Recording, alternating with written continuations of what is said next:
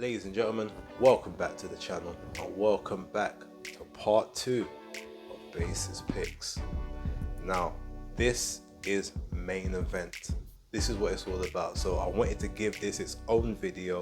Normally I wait until after the weigh-ins to do this, but I figured I've got enough data that I'm fairly confident in how I want to portray this fight and how I see this fight getting. But I wanted to give a little bit of context, backstory, a little bit of the the breaking down of the different styles and techniques. I don't normally get a chance to do that, so I figured why not do it now.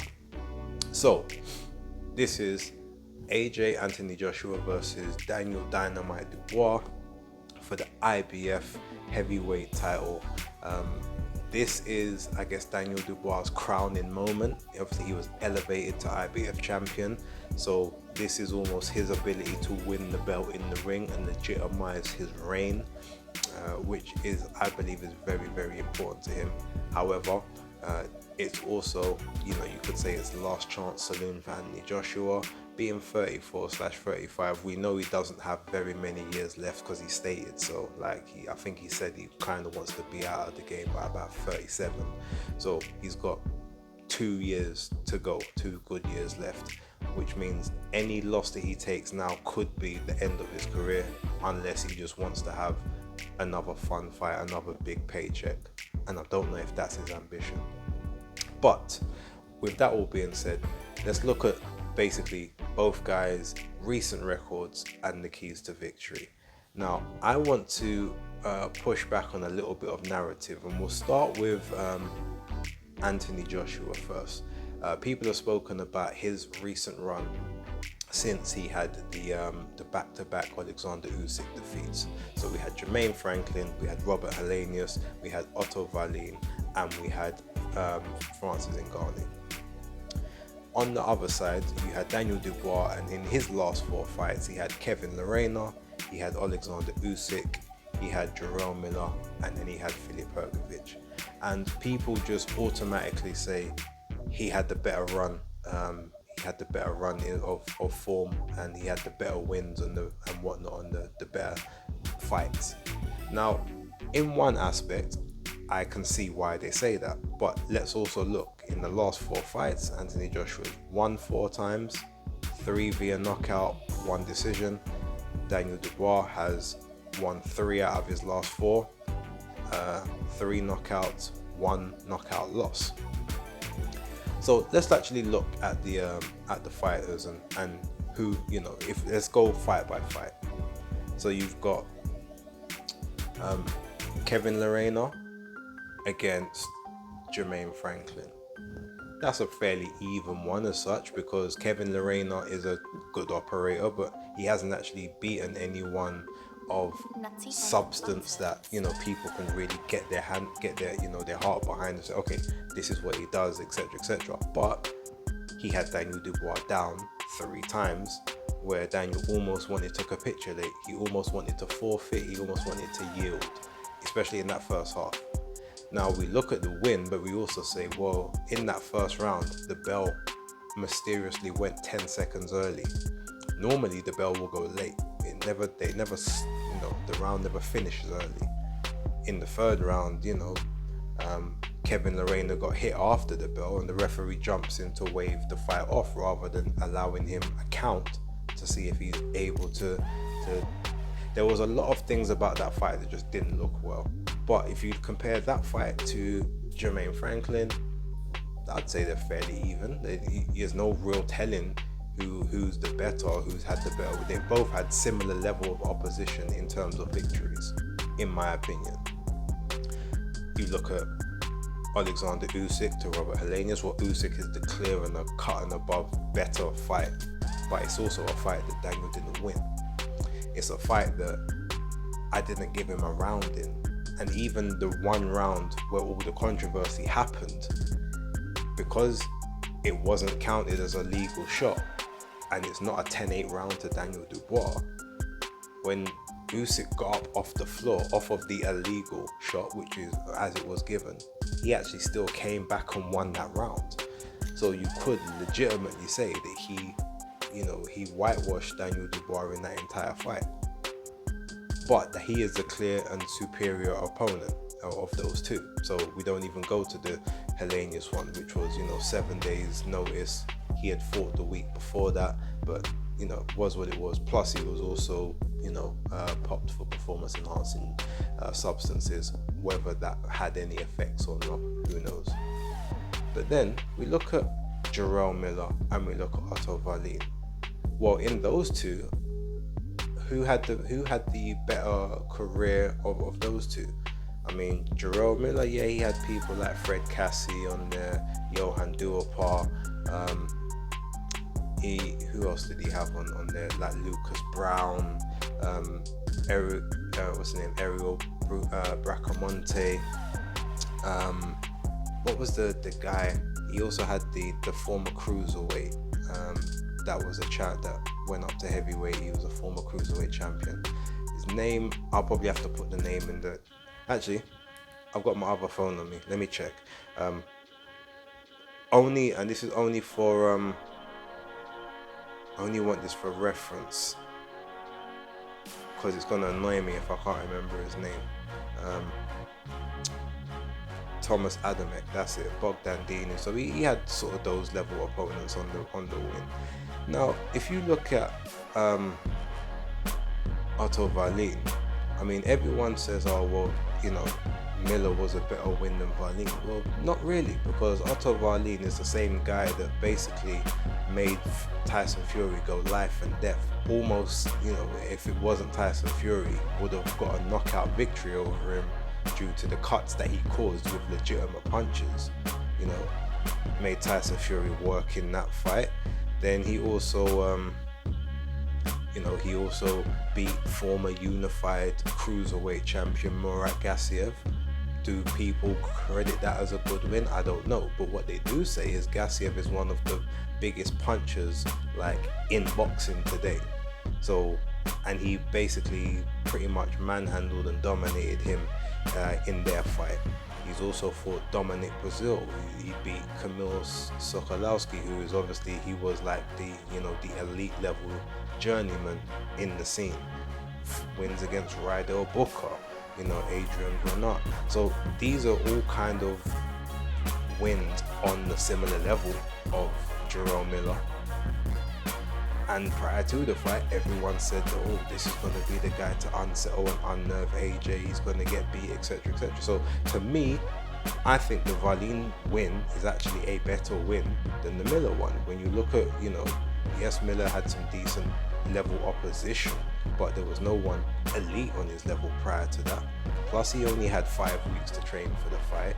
Not to mention, he was out of the ring for nearly 4 years on, performance enhancing charges. So how good were all of the victories before? Could we guarantee that he was, that guy as such? So you've got that one. Then you've obviously got Filip Hrgović and Francis Ngannou. Now again, Filip Hrgović is the clear and out standout out of those two. But let's look at this. Filip Hrgovic's last 4 fights. So you had the Daniel Dubois one, obviously he lost that. Prior to that, you had Mark Demori. Awful. Should have never been called, right? Prior to Mark Demori, Filip Hrgović went life and death with Dempsey McKean, who is a decent level heavyweight. He was more on that higher prospect, but he had never been shown to be anything special. He went life and death with him. He then majorly was gifted a lot, even though I actually went back, rewatched it, and I did give it to him by a round, but he, a lot of people think he was gifted his win against Zhang Zhilei. Prior to that, he fought a guy called Amir Armatovich, something like that. A 10-0, pretty much novice, who he had to rabbit punch multiple times to beat. So his level of opposition and his performances have not been good prior to the Daniel Dubois fight.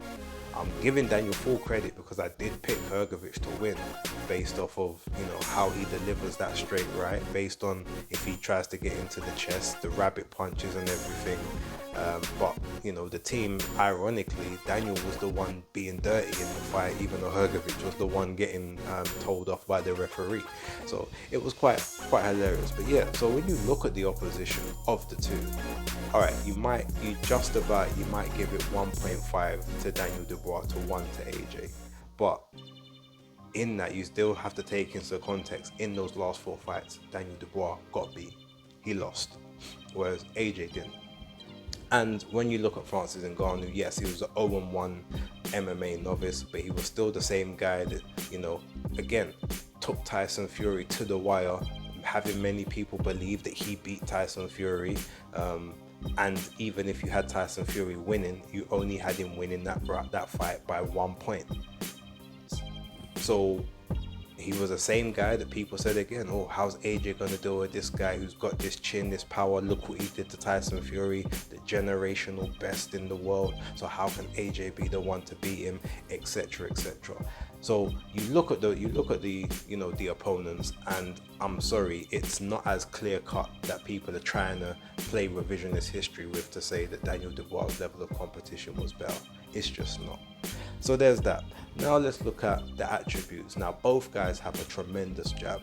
Daniel Dubois' jab is a lot more consistent with it. He will throw that single, that double, that triple jab to get into range on opponents, and it's never a varied jab. It's always a very hard ramrod jab. He doesn't try to just sort of touch you with it. He wants to drive that jab through your chest. He wants to drive it through your nose, through your lip, through your face. Like, it's always a thudding jab. Daniel doesn't know anything other than throwing full-blooded power into everything that he does. Anthony Joshua's jab is also very good, but it's varied. Sometimes he might try to touch with it just as a rangefinder. Sometimes he might stab with it. Sometimes he might just be using it to distract you, to set up something else. And then other times he might just try to ram it through your face. But because his one is a lot more varied, if they get into a battle of the jabs, unless he deters Daniel Dubois early with that jab, Daniel will happily walk through it, because we've seen him do it before.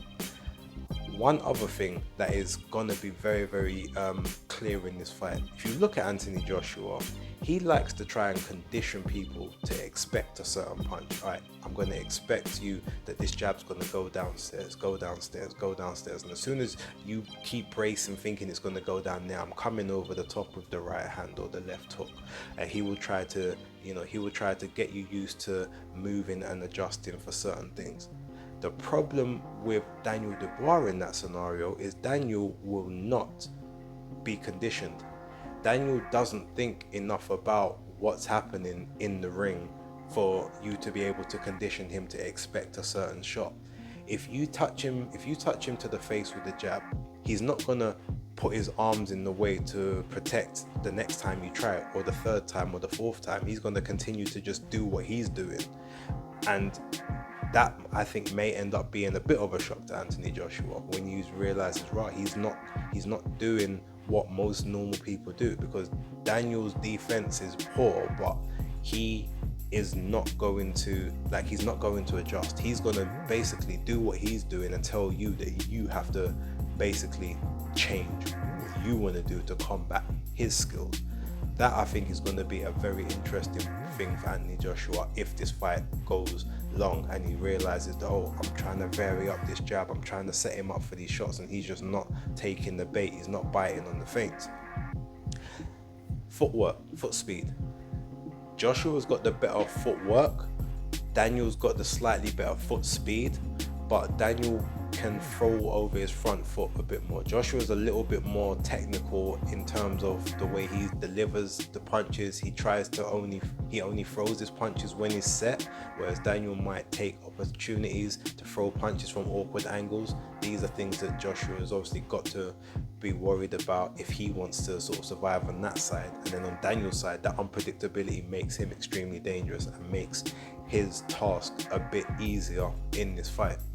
Now, it is no secret that Daniel Dubois' biggest chances in winning this fight is making it dirty, and making it dirty from early, before before Joshua gets a chance to get in the rhythm. You swoop in underneath that jab. You get to that chest, you put that you put the forehead on the chest, you put it underneath the chin, like, you know, you maybe you butt him if you have to, like you throw punches to the sides, you know, round the sides, the ribs, the kidneys, like you just have to keep making it consistently. You have to rough him up, you have to get him angry to the point where the judges themselves, they're going to start taking points, but AJ will start getting frustrated. That's how he has to win that fight. Now, when it comes to power, I think Daniel Dubois is a harder puncher in combination, but I think Joshua's combinations are more accurate and more damaging because of the fact they're more accurate. I think Daniel probably has more one punch power in totality, but Joshua's punch power is a lot more damaging because he can land it where it needs to land. Daniel will more throw a shot and just wherever it hits, it hits. He seems to very much be that kind of guy, especially if in an exchange, whereas Joshua's always trying to look for that perfect placement. Hence why when he landed the shots on Hellenius and Francis Ngannou, they went down the way they went down because he perfectly placed those. So in that sense, there's a lot of, obviously Joshua's got the height, he's got the schooling, and he's got the more big fight experience. Daniel's got quite a bit of it.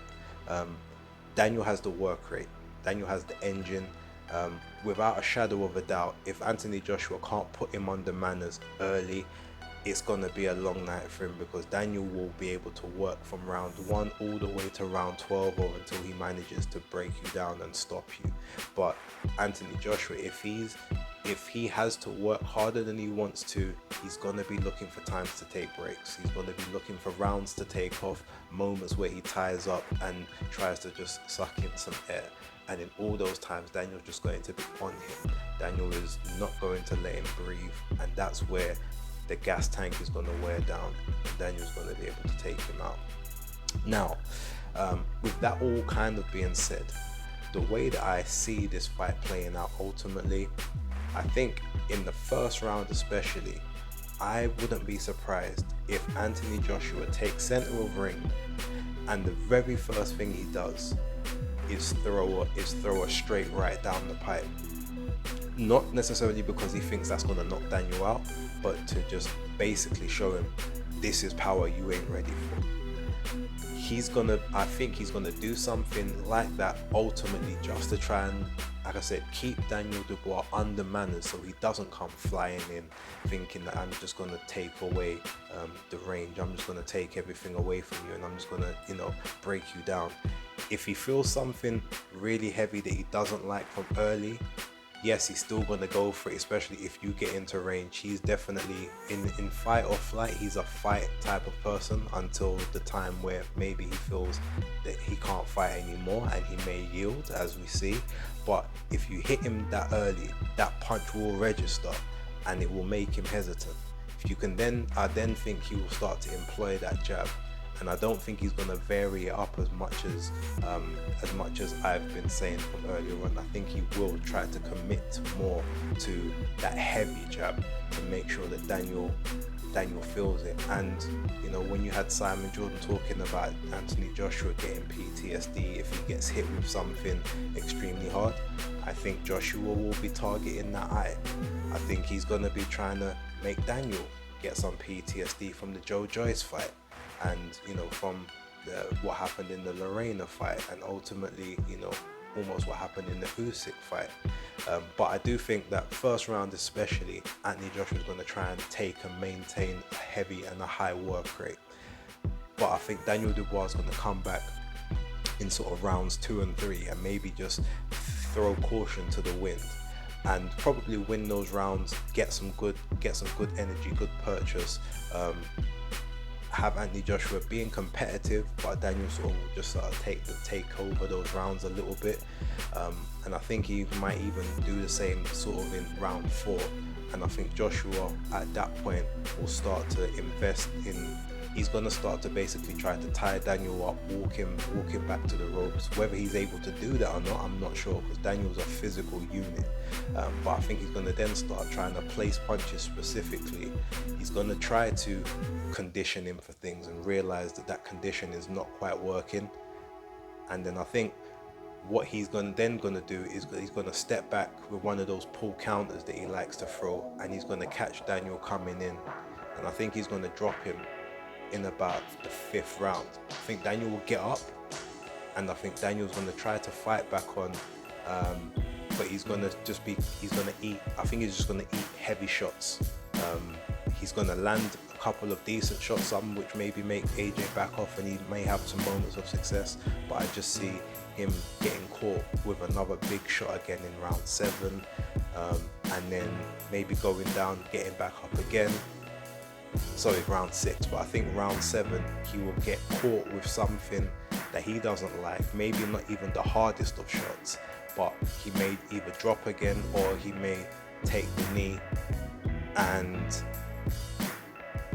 I think he will not necessarily make the count. Or if his team care about him, rather than letting him visibly sit the count out, I think they may throw in the towel to make the referee wave it off, to save him from that particular outcome and circumstance, which is what Martin Bauer should have done in the Joe Joyce fight to begin with, and what should have been done possibly in the Usyk fight as well. But yeah, my official prediction is that Anthony Joshua is going to win this fight via knockout or stoppage, any way it comes, at about the 7th round point.